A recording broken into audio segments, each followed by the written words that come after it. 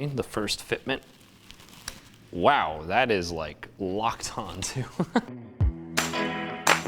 Hey, it's Luke again, and if you don't know, I am a cinematographer working in New York, and today we're going to be doing a little experiment with one of my favorite zoom lenses that you've heard me talk about before.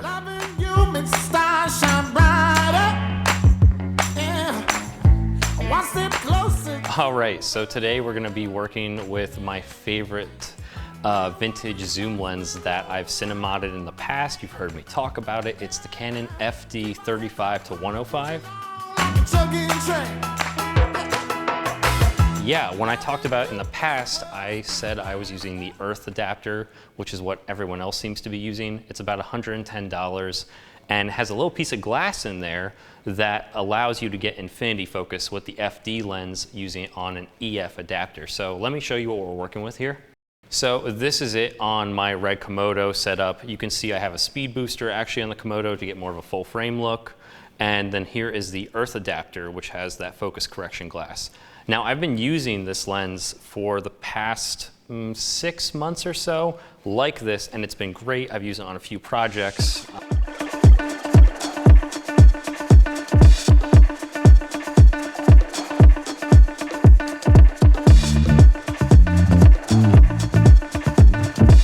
Noticed a few issues with it. I think 35mm is actually cropped in more than an actual 35mm frame.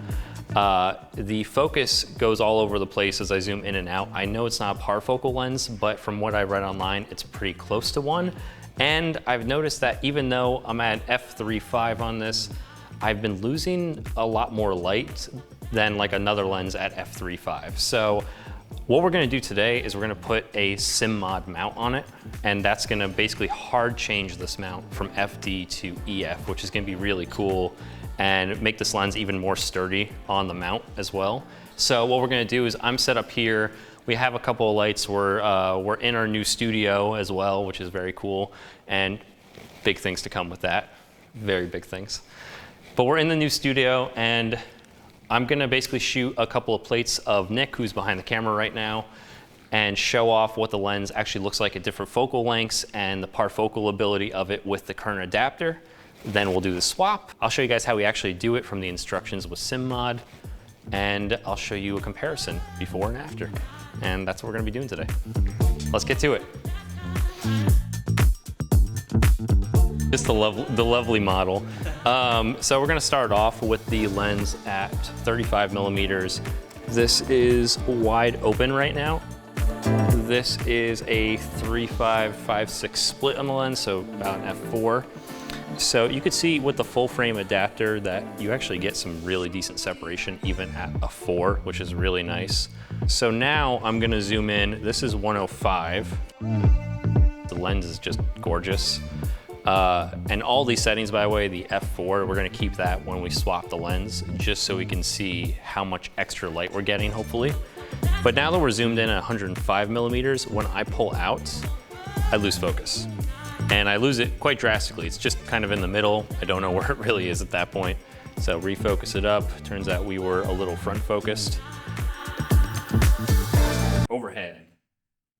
Behind the scenes of, forget like a transition, just put like very slow behind the scene. I'll set up the next shot. It's a 45-minute episode. In the Simmod kit, you're gonna find the Brass EF mount, shims, aperture ring, and a screwdriver to go along with it. That is pretty. So you got that, and we got a couple of shims in here. That feels like premium. Though this is like, you know when you get into like a really nice car and like a Mercedes, and you feel like the paneling, like it doesn't feel like cheap plastic, it feels like that good plastic? Imagine that, but this is brass. Like this is, after you're done handling your big brass mount, you're gonna start by disassembling the first 3 outer screws and then the inner screws on the back of the mount, removing the inner bayonet along with removing the inner shims. Then you're going to twist the aperture ring till you feel a click and remove it. So something I didn't mention is that Simmod actually does not have an instructional video for this lens, so I wasn't entirely sure how to attach the aperture ring. So what I have gathered is that you remove that, you put this piece on. Turns out there is a little carbon fiber piece that comes with it that you stick into your brand new aperture ring, and that will replace the original bayonet mount. That came with the package. And that came with the, yeah, this came with the package. This goes in. You want to give it a good little push because you definitely do not want this coming out in the lens. But basically you want to line this guy up. Finally figuring out that I just had to put that little carbon fiber piece into the aperture ring, I tried to line it up with the original aperture control inside the lens, which was not easy. And there we go. Aperture control has been regained on this lens. And I lost it because I pulled up on it. I ended up having to take the original bayonet mount to put it in there and move it to a spot where I could actually catch it with the aperture ring that we were given from Simmod. This honestly would have been a lot easier with some real directions. You can see I'm just kind of losing my mind for a bit here. Just tighten everything down as much as we can. I'm not overdoing it either. If I feel too much resistance, I just stop. And that actually should be it. The aperture, which is now this, works perfectly. And yeah. Yeah, so I haven't actually seen a mount stronger than this, unless it was a full-on cinema lens. But this thing is pretty sweet. Like, that is rock solid. Like, the original mount is this, all these bits and pieces here. That was the original bayonet mount. This is the adapter that we killed, and this thing is $110. I forgot to mention the price. The Simmod kit, $200. I think it was $220 with the tool right here. I'm not fact checking, but I'll put it on the screen. And yeah, so this takes about 10 days for them to machine it. They machine it custom when you order it. You order it, it's lens specific even for the primes. But yeah, and then it came with this very cool new iris, which is now declicked, but very, like, it's stiff still, so it won't just change on you accidentally. And that gives us full, you can see inside the lens, that gives us full aperture control. We've done our whole mount swap. We're gonna put it back on the Komodo right now. This is the Komodo, again, with a speed booster, and we're gonna try everything out just like we did before. So this is very exciting, the first fitment. Wow, that is like locked on too. That is like, that thing is not going anywhere at all. This could potentially be like my everything lens at this point, at least for one that's manual focus. So the lens is now back on the camera. We're all focused up. The very first time seeing an image after doing the swap. And it's just like 10 millimeters wider right now. It's great.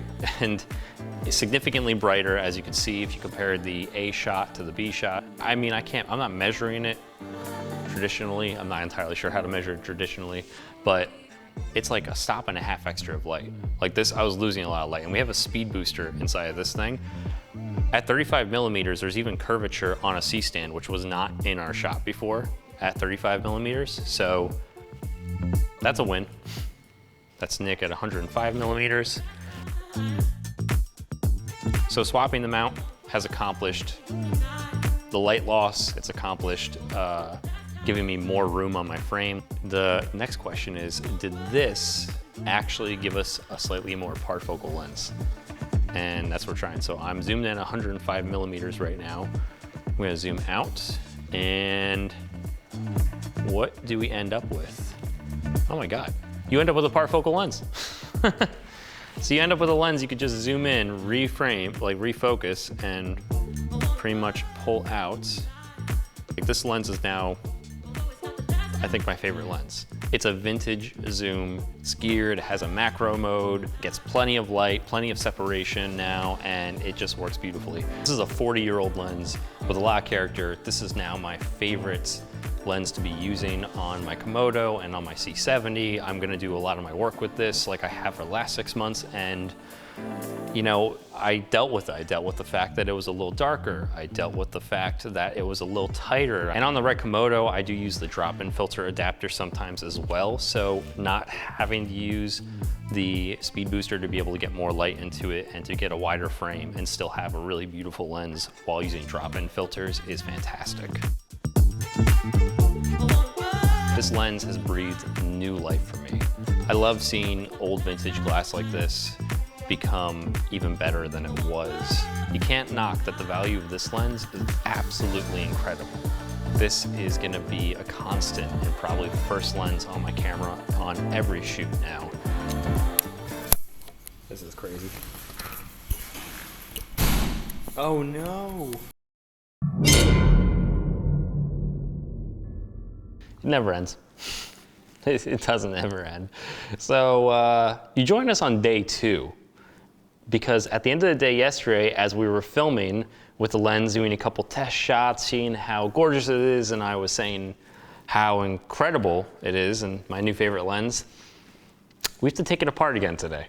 Because apparently the macro mode that is engaged on this lens by the zoom completely removes the aperture control from the little piece that we put into the lens to be able to use the new aperture ring. So it comes away, does not come back, so I have to now go into it, put it back, and I guess you just lose your macro control on this lens entirely, which is a little sad, I'm not gonna lie. That's one of my favorite things about this lens. But let's get into it. These little notches, they go in originally, as you saw before, and this is what controls the actual aperture, and we have a little carbon fiber piece that's in our aperture ring that's basically doing that now. That has come away from the internals, so we're gonna have to undo this entire thing and redo it. I'm glad we found this out today, because if I found this out like bringing this on a job and not testing out that macro mode, and then went to the macro mode, found out it didn't work, I would be completely screwed because I would not be taking my lens apart on a set. Oh, I see. So Simmod, I have a solution for you because I see exactly what's going wrong. This piece needs to be quite a bit longer, because when you go into the macro mode of this lens, the aperture ring actually goes deeper, like into the depths of the lens itself. So it came away, so it pulled away from this, and then this no longer could engage. And when I brought it back, it didn't reline up. If this was a half inch longer, there would be no issue. This lens would work exactly the same. So Simmod, if you could make a half inch longer and send me one, that would be like, that'd be ideal. This would just be perfect. So I'd get everything I want out of this lens all the time, but I'm not getting it today. So for the time being, no macro mode. It's back on the camera now. We're fixed, we're good. And actually, so I got rid of my speed booster, and now I have the variable ND drop-in filter adapter on here. So I can control this and keep it wide open now. Funny thing I noticed doing that is before I swapped from the infinity focus adapter to a hard EF mount, is the field of view on the Super 35 sensor without the speed booster is actually the same as it was with the infinity focus adapter on the speed booster. So like that's a drastically different like field of view for a 35 to 105. So it really was almost closer to like a 50 on Super 35, which was crazy.